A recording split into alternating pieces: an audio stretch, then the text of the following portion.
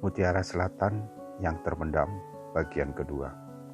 Sebuah video book karya Isjuledi Bakri. Assalamualaikum warahmatullahi wabarakatuh, sahabat media. Seperti yang kami kemukakan sebelumnya, video book Mutiara Selatan yang Terpendam adalah sebuah catatan ekspedisi tahap awal di wilayah Pegunungan Gamping, Blitar Selatan, terutama hasil penyusuran ke dalam Gua Umbul Tuk. Targetnya adalah untuk menggali potensi pengembangan ekonomi wilayah yang dikenal merupakan daerah Pegunungan Gamping yang gersang dan tandus. Walaupun gersang dan tandus, ternyata menyimpan potensi ekonomi yang luar biasa jika digali dan dikembangkan. Potensi itu adalah geowisata dan pertanian energi terpadu. Semoga bermanfaat dan inspiratif, insya Allah. Jakarta, Juni 2021. Di bagian pertama sudah kita ulas tentang peran pariwisata yang semakin penting sebagai penyumbang devisa utama. Geowisata adalah salah satu potensi yang belum digali di wilayah Blitar Selatan selain pertanian energi terpadu. Salah satu objek geowisata yang masih terpendam adalah Gua Umbul Tuk. Selain keindahan alam yang luar biasa, gua ini mempunyai sejarah masa lalu yang sangat menarik. Pada bagian kedua ini akan kita bahas ekspedisi Gua Umbul Tuk yang menguras adrenalin.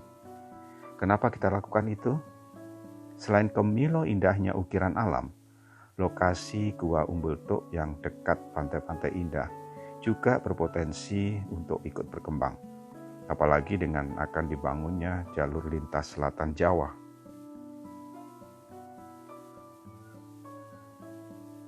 Ekspedisi Gua Umbul Tuk.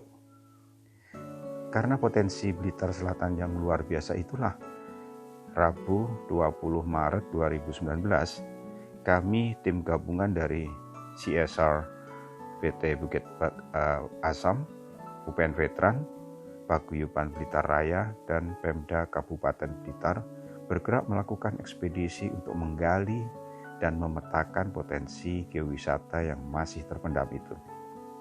Target utama kali ini adalah penyusuran dan pemetaan Gua Umbul Tuk. Dalam bahasa Jawa atau Kawi, umbul berarti muncul, tuk berarti mata air. Tapi dengan lafal atau pronouns yang sama, menurut penduduk setempat, juga bisa menjadi singkatan atau akronim ekonomi maju berkat usaha Lurah Tukiman.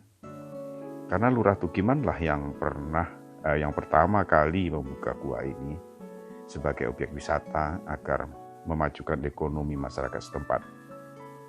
Kenapa Gua Umbul Tuk? Gua Umbul Tuk selain mempunyai keindahan yang sangat menakjubkan, juga mempunyai nilai historis yang tidak kalah menarik karena dulu merupakan tempat persembunyian para pelarian pemberontak PKI. Tapi sayang, keindahan alam ini hanya bisa dinikmati oleh wisatawan minat khusus, para petualang. Karena untuk masuk ke dalam saja harus merangkak melalui mulut gua yang sempit dan tergenang air. Bahkan akan tertutup air seluruhnya jika terjadi hujan deras. Jika saja keindahan Gua Umbul Tuk ini bisa dinikmati oleh wisatawan umum, maka niscaya akan menjadi magnet penarik dan pemicu perkembangan industri-industri wisata yang lain, termasuk industri pendukung.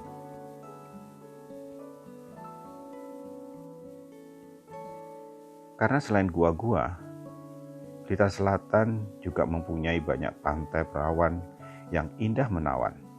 Paling tidak ada 10 pantai yang berpotensi untuk ikut berkembang, yaitu Pangi, Gayasan, Umbul Waru, Keben, Pasur, Serang, Pehpulo, Jolosutro, Budak, dan Jebring.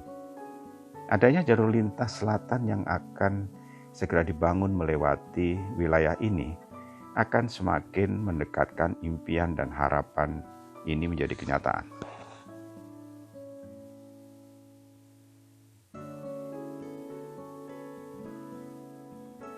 Inilah potret pantai-pantai yang menawan itu.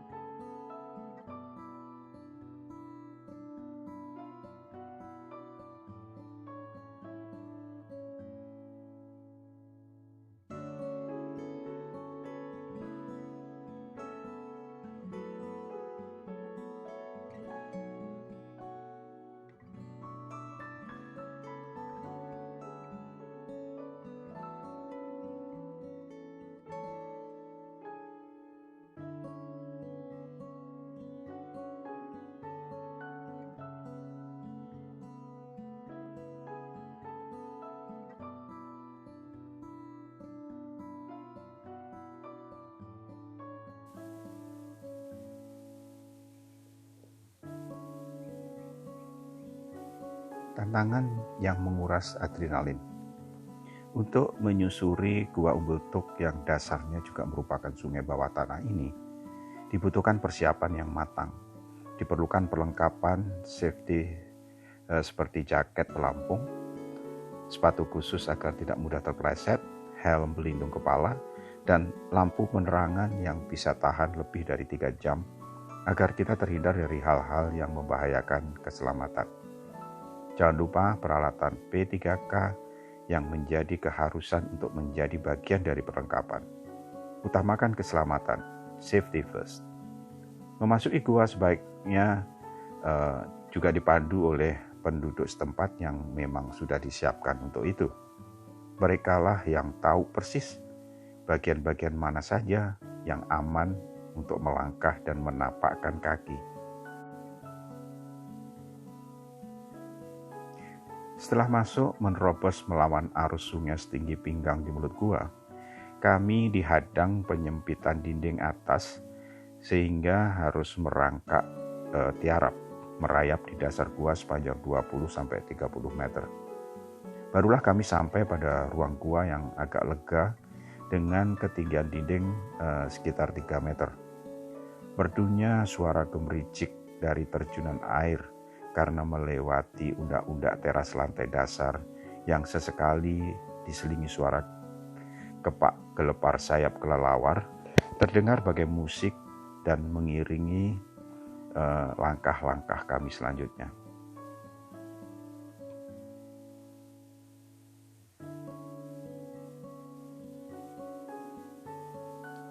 Ini adalah foto penyempitan dinding atas pintu masuk.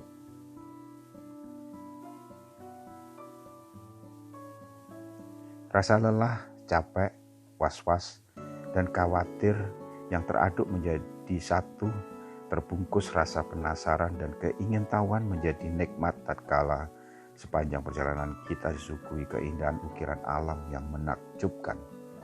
Paling tidak diperlukan waktu sekitar 1 jam untuk sampai di area yang disebut Watu Selendang Putri. Ini merupakan titik akhir yang bisa disusuri tanpa peralatan khusus. Di titik ini oksigen udara nampaknya mulai menipis, membuat napas sesak tersengal di samping medan yang semakin berat. Sebelumnya kami juga melewati area genangan air yang dalamnya sekitar 4 meter, sehingga kami harus berenang. Sepanjang perjalanan, kedalaman air tidak sama. Ada yang dasarnya penuh lumpur, kadang kita harus menerjang air setinggi dada, melompat, merayap, memanjat, dan meniti batu-batu tajam yang licin dengan berpegangan tali yang dipasang di dinding.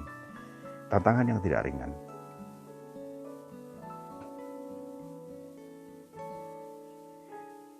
Menurut pemandu, kedalaman gua yang pernah disusuri mencapai sekitar 2 km, kemudian bercabang. Satu cabang akan berakhir tembus muncul lagi di permukaan, dan cabang yang satunya masih terus masuk lebih dalam lagi. Belum pernah ada orang yang sanggup menyusuri bagian cabang yang ini. Masih menjadi misteri.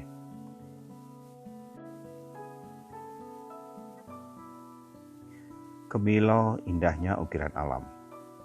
Tidak jauh dari mulut gua, setelah merayap, merangkak, meniti pinggiran gua yang licin dan melompat undak-undak teras, barulah terkuak keindahan dinding atas yang dihiasi ornamen stalaktit-stalaktit yang bergelantungan tidak begitu besar. Agak gemuk-gemuk, nyempluk bahasa Jawanya, dengan tetesan air di ujung-ujungnya. Lihat fotonya. Entah imajinasi apa di benak si pemberi nama sehingga ornamen stalaktit ini disebut watu susu.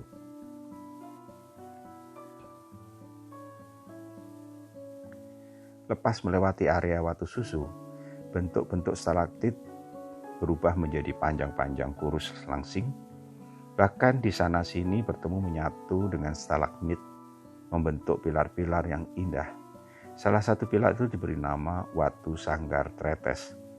Stalaktit-stalaktit yang umumnya berujung runcing menggantung di dinding atas gua bagai ujung tombak itu terbentuk karena pengendapan dan pengkristalan kembali batuan karbonat atau CaCO3 yang terlarut melalui tetesan-tetesan air. Ketika tetesan-tetesan air itu jatuh di dasar gua, juga terjadi pengendapan dan pengkristalan kembali. Inilah yang disebut stalagmit. Stalaktit dan stalagmit ini jika menyatu akan membentuk pilar-pilar.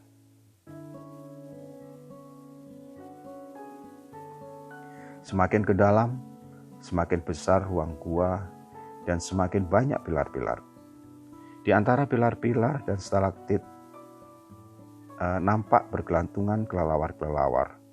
Sebagian bertebangan menari ke sana kemari, seolah menyambut kedatangan kami. Ini menambah keindahan alami yang membuat kami terpana penuh decak kekaguman. Masya Allah. Beberapa di antara pilar-pilar stalaktit-stalagmit ini, jika dipukul dengan tangan, akan berbunyi mendengung menggema ke lorong gua. Setiap ukuran pilar menghasilkan nada-nada yang berbeda bagai alat musik gamelan yang merdu. Karena itu dinamai watu gong.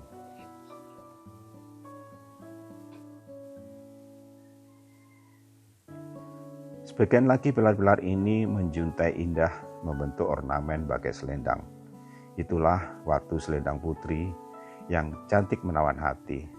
Selain stalaktit, stalagmit dan pilar-pilar selendang yang membuat kita berdecak kagum, dasar gua yang juga merupakan dasar sungai bawah tanah di tengah gemericiknya aliran air, kadang tersembul batuan dengan ornamen ukiran halus yang nampak sedikit rumit indah tiada tara. Jika kita perhatikan lebih seksama, ternyata ukiran-ukiran alam di dasar gua tersebut adalah biota laut terumbu karang yang sudah membatu atau memfosil.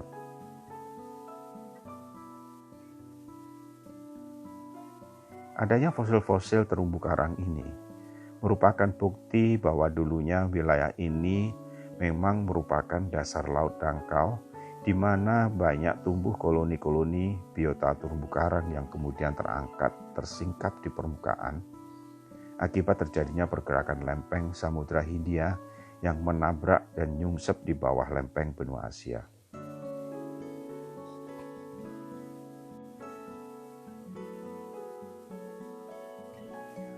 Setelah ruangan watu selendang putri ini, menurut pemandu sebetulnya masih ada lagi beberapa ruangan yang lebih besar dan lebih indah.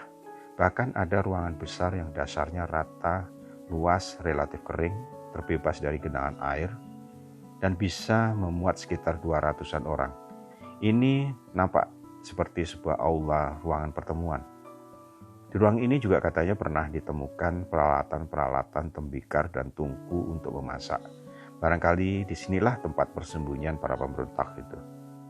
Kami memutuskan untuk tidak masuk lebih dalam lagi, karena di samping nafas sudah mulai tersengal akibat kadar oksigen udara yang semakin menipis, juga karena saat itu musim hujan, sehingga sewaktu-waktu dikhawatirkan air bisa naik meluap.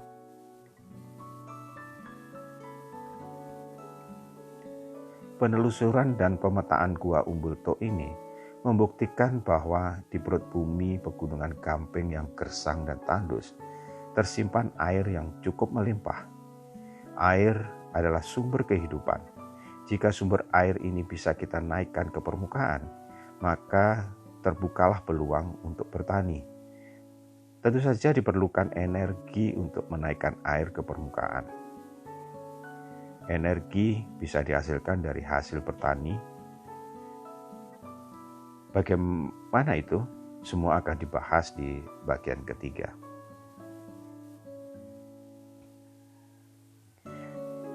Itulah ekspedisi Gua Umbul-Tok yang menguras adrenalin. Kenapa kita lakukan itu? Selain Kemilo indahnya ukiran alam, lokasi Gua Umbul-Tok yang dekat pantai indah juga berpotensi untuk ikut berkembang. Apalagi dengan akan dibangunnya jalur lintas selatan Jawa. Setelah mengungkap kondisi geohidrologi Gua Umbul-Tok yang juga merupakan salah satu sungai bawah tanah dan sumber air, di bagian ketiga yang merupakan bagian terakhir, nanti akan kita kupas bagaimana wilayah gersang ini bisa diubah menjadi wilayah pertanian energi terpadu. Ini tidak lepas dari sinergi positif antara air, pangan, energi yang dikenal dengan Water Food Energy Nexus.